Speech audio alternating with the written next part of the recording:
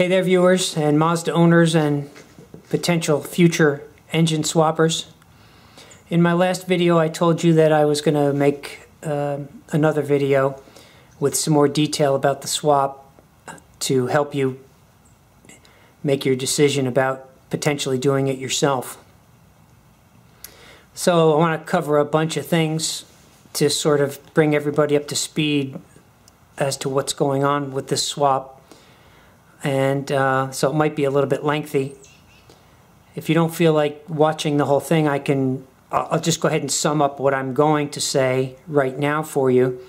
And that would be that if your interest in swapping your engine is in getting it done as quickly as possible and getting your car back on the road, this is definitely not the swap that you want to do, because this swap is very involved and it takes time to do and to do right. And it's just something that it's not your standard swap where you pull an engine out of the donor car, pull the engine out of your car, and then you put the donor engine in and you're done. It's very different from that. I also need to mention at this point that all of my comments pertain to a 2004 and a 2005 model Mazda 3 with the 2.3. If you have a 2006 on up, things are different, and I'm not going to elaborate on that. I just want to let you know that I'm working on a 2005, and for these first 2 years of this gen, things are a little bit different. So again, unless you're a little bit more than your average DIYer, I'd say you need to be a little bit more advanced as a DIYer to pull off the 2.5 liter swap. So, skills-wise and time-wise, the 2.5 is definitely not, in my opinion, now that I'm 90% through it, not the way to go for the the person who just wants to get it done. So having said that, you can take it or leave it, take it into consideration. But now I'll go ahead and tell you a little bit more about myself, about my reasons for doing the swap, and then about what's involved in the swap itself. So I've been working on cars my whole life, always done everything myself, done just about everything. I have not done an engine rebuild. I've been around engine swaps, helping other people. I've worked on motorcycles, I've worked on racing carts, so done a lot of stuff like that just my whole life.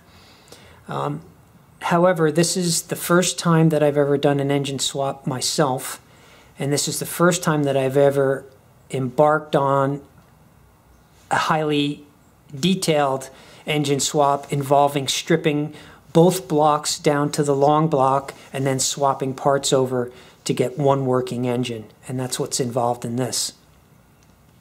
So, there's a lot of things that I've done during this swap that I've never done before. I've never put in a clutch. I've never put in a rear main seal. I've never pulled out and put back in an intake cam and aligned the cam timing wheel. All this stuff, it's all new to me. So it's been quite a learning experience. And I guess if there's a bright side to any of this, is that I'm learning more than ever about engines, about timing, about all kinds of stuff. And while I went into it wanting, that to be the case, I wanted to learn as I was going, I just didn't think that it was going to be quite this involved. So that kind of came as a surprise. So skills-wise, I'm pretty good. I managed to get the 2.3 liter out with no problem. The 2.5 is now in the car, and that was no problem. So basically speaking, doing an engine swap on the 3 is pretty easy. If I was taking a 2.3 liter engine out of a donor car, a Mazda donor car, and putting it in my Mazda 3, I could have done it in a weekend, no problem. I mean, it's that straightforward, and you probably could too. If you're watching this video, you're probably on par with me skills-wise. So that's not a problem at all. But when it comes to, this particular swap, it's not a weekend project, not at all. And there are other factors that have come into play that affect that timing. Like, believe it or not, the temperature, ordering parts, along the way, the parts that you find that you need to replace that are never going to get easier to replace than they are when you have everything apart, are going to need to be ordered and installed. So it's just sort of like this whole ball of wax, or sort of going down the rabbit hole where the further you go, the more that you see that you need. So, you need to be very prepared for that as you go along in a swap like this. And I think, again, that's different than just pulling an engine out of a Mazda and putting it in a Mazda, or any other car for that matter. So getting back to, ability, I've been able to do everything. All of the stuff that I'm going to tell you in a few minutes, I've been able to do with no problem. It's just very involved and not for the faint of heart. So a little bit about the reasons why I'm doing the swap. I bought a 2005 Mazda 3 for my son, and for the first time in my life, regarding cars that is, I made a bad decision about this car. The car looked really nice on the outside and pretty much on the inside, but underneath it was just worn out. I bought it with 148,000 miles on it, local. It had no rust around the wheel wells, which was shockingly nice to see, because you don't see that very often on these older Mazdas. The car looked really nice. It had tinted windows, which is something that my son really wanted. On the test drive, it had a couple of rattles here and there, suspension-wise, but it wasn't anything that was a showstopper for a used car with that many miles on it. Well, about 2,000 miles later into owning it, it became evident that it had a serious oil consumption problem. It turns out that the thing was using a quart of oil every 400 miles or so, and that was just unbelievable, because you can barely keep up with that. I mean, that's a quart of oil basically every week. Secondly, when you started the engine, it had that rattle that you get from the worn-out VVT gear on the intake cam, and that sounded terrible. This one was particularly loud as well.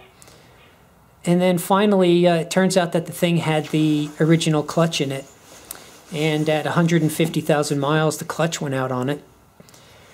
So all of those things combined, I decided that if I was going to, keep the car, which I decided I was going to do because my son absolutely loves the car,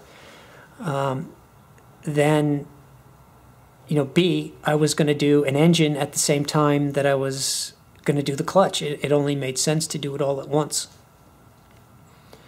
A lot of people have said, why would you put an engine in an engine in a clutch in a car that old with that many miles on it?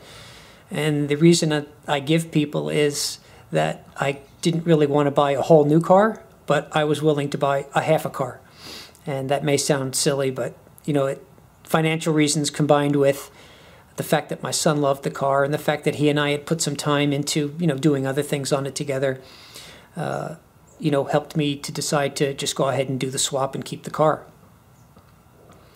I know somebody who has done Mazda 6 swaps, both the 2.3 liter and the V6 as well, and he actually was willing to do the swap for me. However, he had knee surgery and wasn't available, so I did a sort of loose consultation with him about the swap and told him that I was going to do it myself, and he said, yeah, go for it. And he's been kind of in the background giving me help maybe on one or two occasions so far when I've gotten into a jam and I couldn't figure figure out either what was wrong or what the best way to proceed on a particular problem was. And I'll talk about more about that later. So, everything put together got me to the point where I'm at today, deciding to do the swap and getting ready to do it. I did a bunch of homework on the Mazda 3 forums. There are 2 particular threads dedicated to this swap on the Mazda 3 forum. And all total, there's about 130 pages or so of posts from people who have done the swap or are thinking about the swap. And I've read every single page and contributed to quite a few of those myself along the way, with my experiences and questions and other things as well. There's also another site, it's called Happy Wrenching, and it has a section on doing Mazda 6 engine swaps, and you probably know that the 6 has 2.3 liter engine in it as well.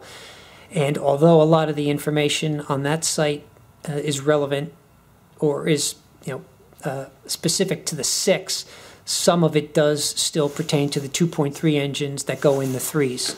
So that's a resource as well, and there's quite a bit of reading to be done there. So after doing all my homework, I decided that, and getting some encouragement from my friend, I decided to go ahead and do it. The engine that I bought is a 2011 Ford Fusion 2.5 liter engine. I bought it locally for $750, and it had 58,000 miles on it. I've shown it in, I think one of my other videos, as particularly the one where I, introduced people to the fact that I'm doing the swap. So my first video, I think it's titled "Getting Started." And since it's already in the car right now, I can't, show you anything on it that's easy to see. But you can see behind me here is the 2.3, and I'm going to go over that as I point out things that need to be done, for this to get the swap done. So I guess that's sort of the background of everything. And, that's led to where I am right now. So I'm going to go ahead and take the camera off the tripod here and, focus on the 2.3 liter behind me, tell you a little bit about it and about what has to be done to get the 2.5 ready to be put back in the car. So sit tight. There's something I didn't address in the things I said earlier in the video that I wanted to quickly touch on because I think it's important. And it has to do with what I said earlier about ability and skill level and how that will affect how the swap goes. It's entirely possible that, if you undertake this swap, everything will go perfectly. You'll get the engine out, you'll get the donor engine set up, you'll get the donor engine in, you'll turn that key on that magical day when you get everything back together, and it will start and run perfectly. And if that's the case, that'll be a magical moment where there are no problems. And, we all hope for that, but I'm not sure that that's reality. And my point is, how you need to prepare for that eventuality should things go wrong along the way or at the end. I mentioned earlier that I'm very fortunate to have somebody that I can consult with when things get really bad and I'm 100% stumped on a problem. And that's huge to know that I've got that backup. But I don't think everybody has that. So you need to think about what you're going to do should you get stumped or should things go wrong, and how you're going to get them fixed. So what are your options? One, you take the car to a Mazda dealer and you say, hey, I undertook a swap and it didn't go so well. Can you figure out what's wrong and fix it? Most likely, based on what I've heard, the answer is going to be, we can't do that. I don't think many dealerships are going to undertake diagnosing that particular situation. I just don't think they're going to do it, and it would make sense that they wouldn't. The other alternative is to take the vehicle to a shop. You'd have to have it towed there, I guess, if you couldn't drive it. And you'd have to say, hey, can you pick up the pieces for me? I got 95 or 90% of the way, and it's just not running right. And, if you have a shop that has a strong diagnostic background or strong diagnostic capabilities, they might do it for you, but you're going to have to pay for that.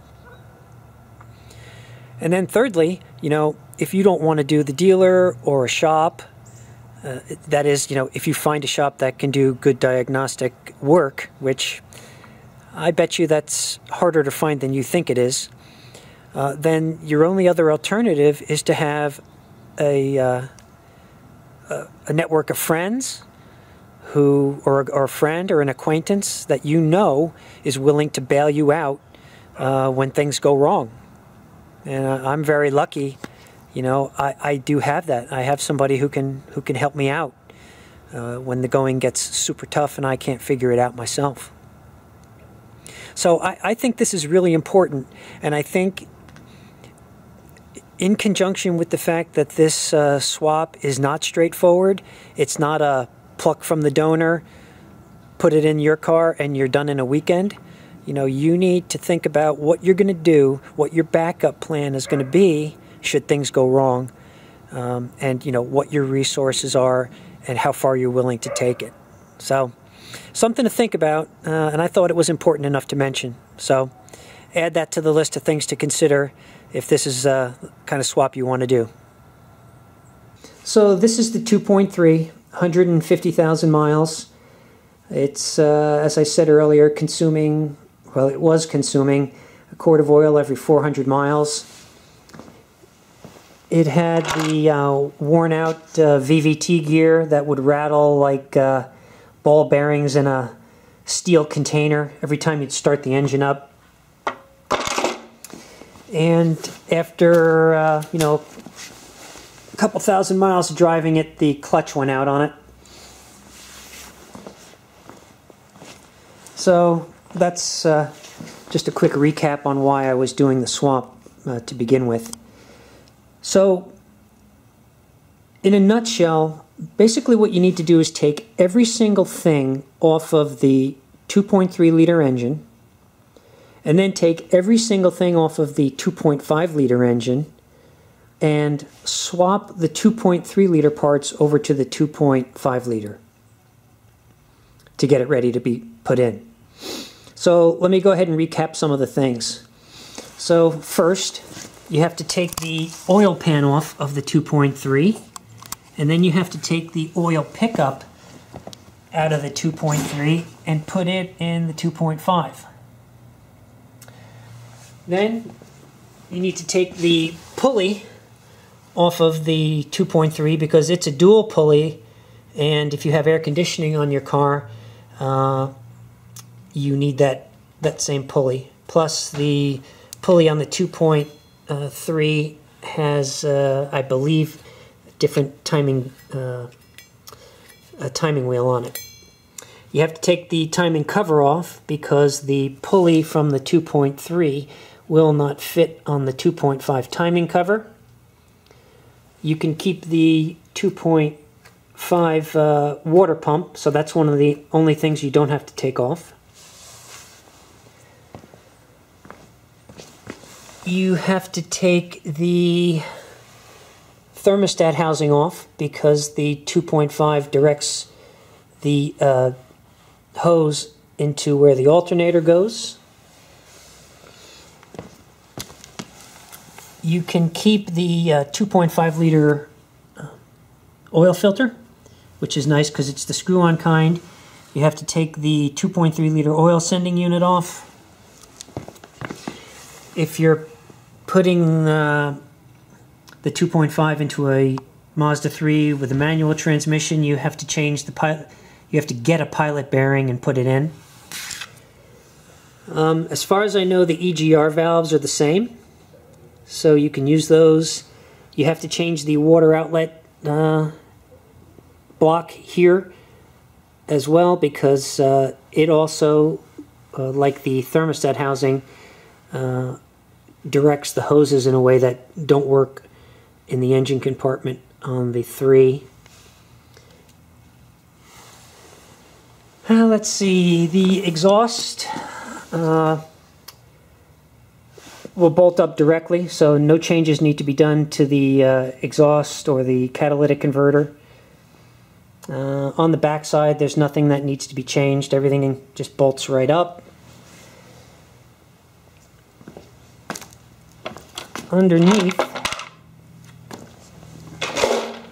and this is a big deal, you have to take, you have 2 choices regarding what you want to do with the intake cam on this model. Okay, so this is your intake cam. You've got your VVT gear here, and here on the end is your cam timing wheel. In 2006, Mazda changed the timing wheel to a different wheel. And in order to get the 2.5 to work with the 2.3 ECU, which expects to see 5 signals from the timing wheel here, you have to change the timing wheel from the 2.3 liter cam over to the cam on the 2.5 liter. Now, that may not seem like a big deal, but it's a huge deal for 2 reasons. There is no alignment mark on this timing wheel to reference to the cam. So you have to take it off, and then you have to do your best to get it back onto the 2.5 liter cam so that it's properly aligned and you don't have any cam timing issues when you get ready to put everything back together. So that's a pretty big deal. Now, if you don't want to take the timing wheel off of the 2.3 and put it on the 2.5, then what you do is you use the 2.3 cam without touching the timing wheel, and then you just change over the VVT gear from the 2.5 and put it on the 2.3 cam. That way you don't have the timing wheel issue, but you do have a old cam in your new engine. Well, not your new engine, but your donor engine. Now, this engine has 150,000 miles on it. The donor engine had 58,000, and I thought, you know, it just doesn't make any sense to put an old cam like that in a newer car or in a newer engine. Coupled with the fact that I had read somewhere that, you know, these journals, as well as the journals on the cam, develop their own somewhat unique wear patterns, and by putting, you know, differing surfaces together, you could get some problems long term. And, you know, that made sense to me, so I didn't want to do that. So what I did was I used the 2.5 cam, which means that I had the newer VVT gear, and I went ahead and swapped over the timing wheel from the 2.3 over to the 2.5 cam. So this is actually the 2.5 liter timing wheel that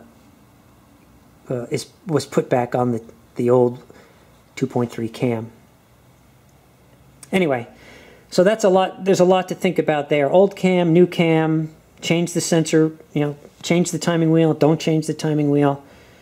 But definitely a decision you're going to have to make ahead of time. Okay, the next big deal is the intake manifold. The intake manifold on the 2.3. Well, let me say this a different way.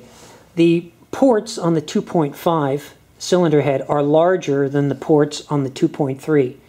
So when you go to, so if you want to use the 2.3 liter manifold, you have to buy a spacer that some of the guys on the forums are making to adapt the 2.3 manifold to the 2.5 head without any significant vacuum leaks. So, you know, you can buy the spacer. I don't think the spacer is all that expensive, but it does allow you to match up the ports without, you know, having vacuum leaks, which would cause, obviously, pretty significant issues with performance.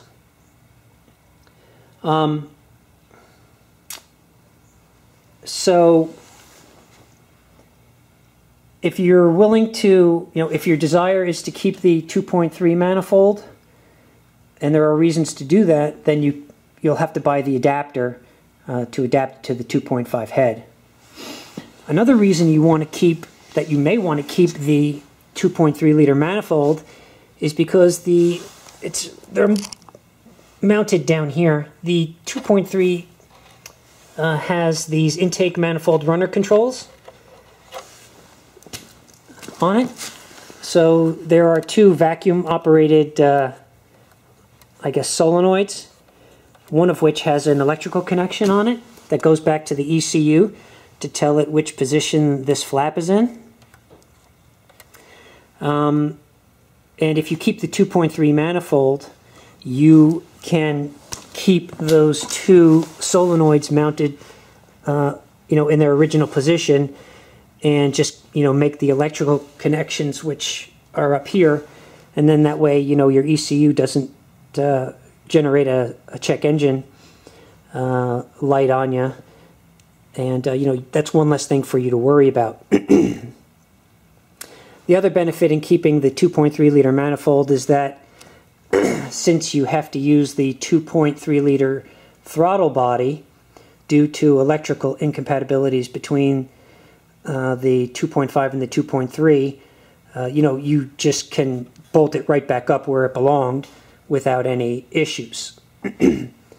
So I guess to recap, if you want to keep the 2.3, which allows you to keep the, if you want to keep the 2.3 intake manifold, which allows you to keep the 2.3 throttle body, as well as the intake manifold runner controls and the two solenoids that are connected to the ECU, then the only thing you have to do is buy the adapter that allows you to adapt the smaller ports on the 2.3 intake manifold to the larger ports on the 2.5 head. So that's one way to go. Now, whether or not there are any performance issues related to that, you know, probably. Would you notice them? Probably not. It all depends, I guess, on what your objective is for the swap.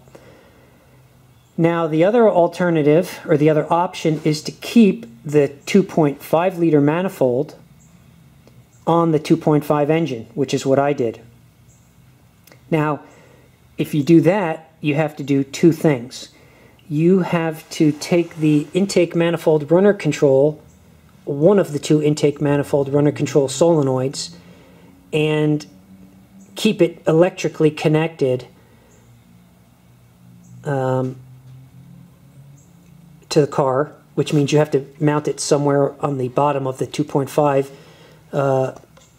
intake manifold. And then you have to make sure that the two vacuum-operated solenoids that are connected to the ECU are still plugged in, and they typically mount up here.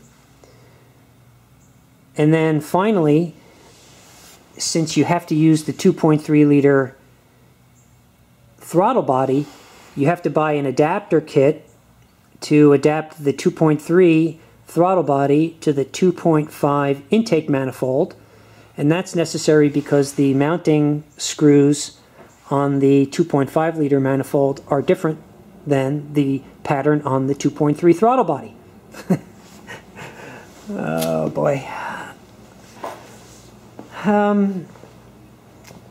So finally, you have to decide what you're going to do with the injectors. Most guys it seems, are keeping the 2.5 liter injectors, and the ECU seems to be able to adapt to them. It does affect fuel trims a little bit, but most guys report that it's not an issue. The car still runs well. And then other guys are taking the 2.3 liter injectors and putting them in the 2.5, and they're reporting, you know, no problems with that either.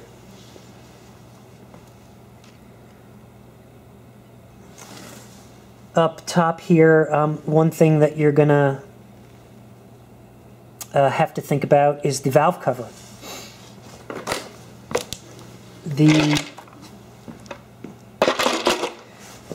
This is the 2.3 liter valve cover, and one of the reasons why you would want to think about either keeping it or keeping the 2.5 valve cover is because of what comes out of the 2.3 liter oil pan down here. You probably know that the dipstick on the 2.3 liter engine comes out of the oil pan here in the front and actually mounts to this mount here on the intake manifold, and then your dipstick is right here. On the 2.5 liter engine, the dipstick is right here in the valve cover. So some guys are choosing to keep the 2.3 liter valve cover and just do away with the dipstick, and other guys are choosing to use the 2.5 liter valve cover and have two dipsticks, which is what I did. So, you know, when I do the wrap-up video, you'll see that I have a dipstick right here because I'm using the 2.5 liter valve cover, and I also have the original dipstick coming up right here because I had to use the 2.3 liter oil pan and oil pickup. Otherwise, I wouldn't be able to mount my air conditioning compressor to, let's see, air conditioning compressor mounts. Oh, well, this is the 2.5 liter pan, so I can't show you. But anyway, the air conditioning compressor mounts to the engine on the 2.3 right over here. I probably didn't mention it, but that's the main reason why you have to change the oil pan from the 2.3 to the 2.5 is because the air conditioning compressor mounts right over here. If you don't have air conditioning, that's one less thing you don't have to worry about, but not many cars are configured that way anymore.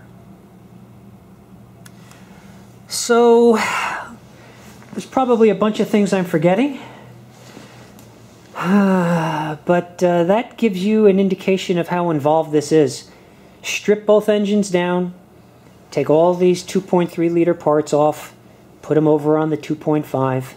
Hope you didn't forget anything, hope you didn't make any mistakes, hope you sealed everything up and don't have any oil leaks, hope you got the timing right, hope you got the intake cam in correctly, and hope you made the right decision on the intake manifold. There's just a lot of things to think about with this 2.5 liter swap, and I think you get the gist of what I was saying earlier about just how involved this is.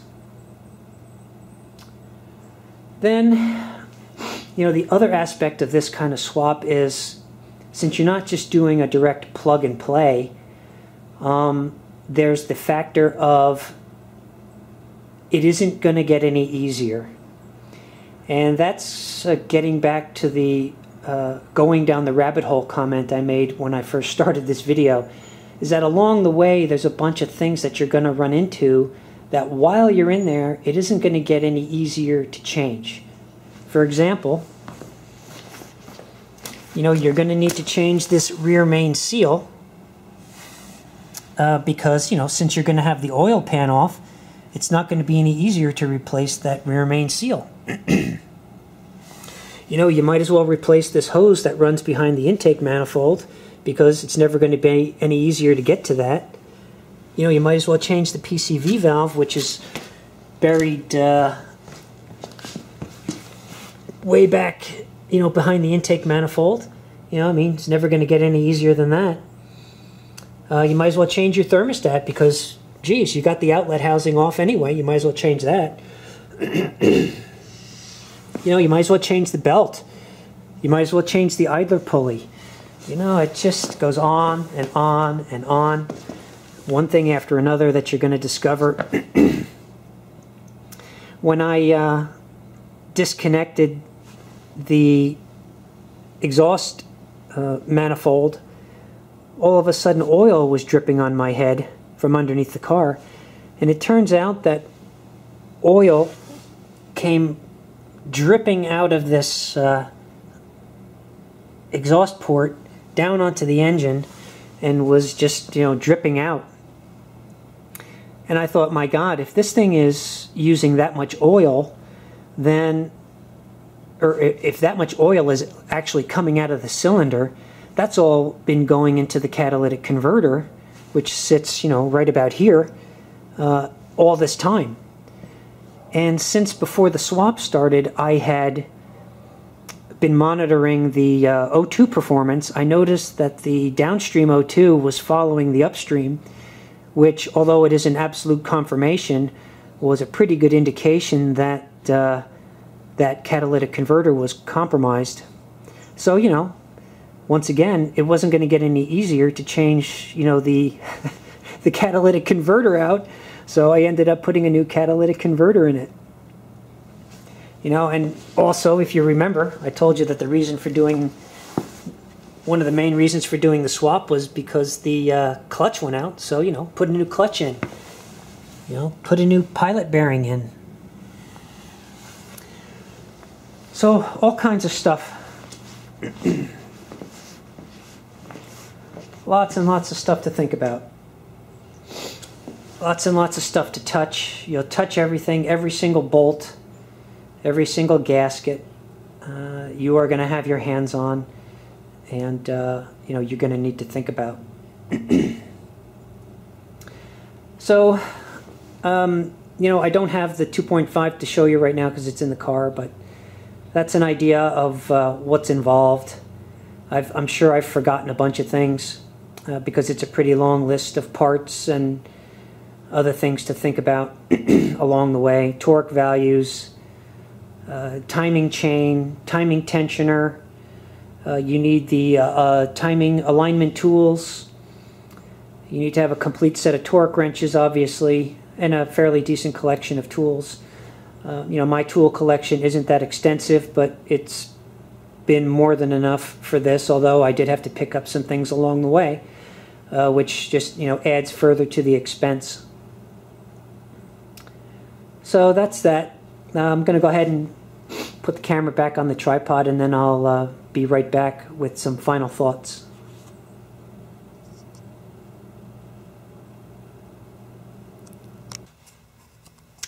Hey guys, I wanted to clarify something I was talking about earlier on this intake manifold.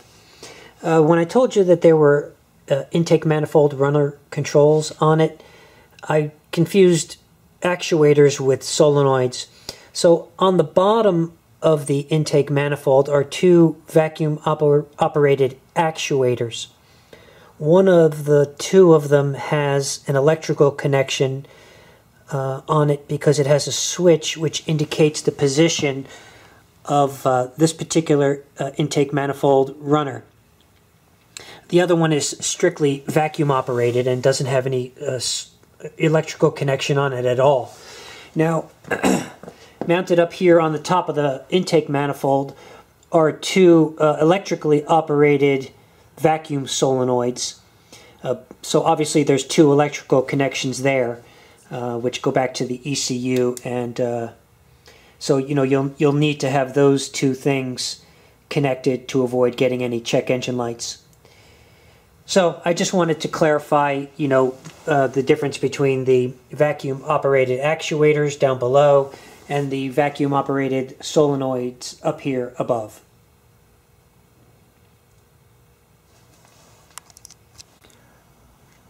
So that's the summary of all the things that you're going to need to touch on this 2.3 liter engine and touch on the 2.5 liter engine, which basically is everything.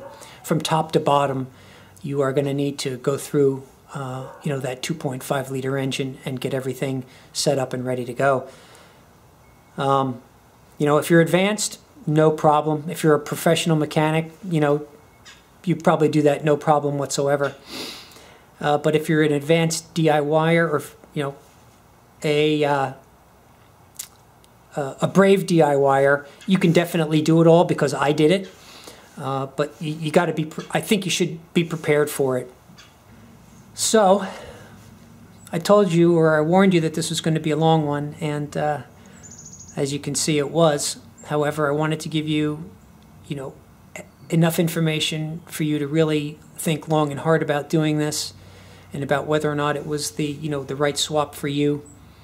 And again, I think unless you're a hobbyist, where you have a car in the garage to play with, and you wanted to do this swap for the the performance benefits, or if you wanted to do it for the bragging rights of saying you did it, which would be pretty cool.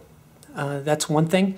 If you wanted to save money by buying the less expensive and more readily available Ford Fusion engines versus a Mazda engine, then that's one reason to do it. Although from the financial perspective, I don't think that really there was any savings to be had here, and I might elaborate on that in a whole separate video. But savings wise, I don't think there was a lot of savings going on here. But anyway, that's a whole different subject.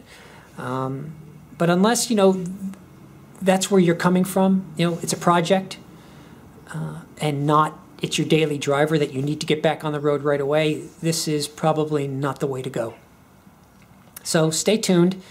The next video will hopefully be the final wrap-up video, where I tell you everything's going great, and it was a success, and that'll help you take your decision process one step further as to whether or not this is something you want to do. So thanks for listening, and thanks for watching.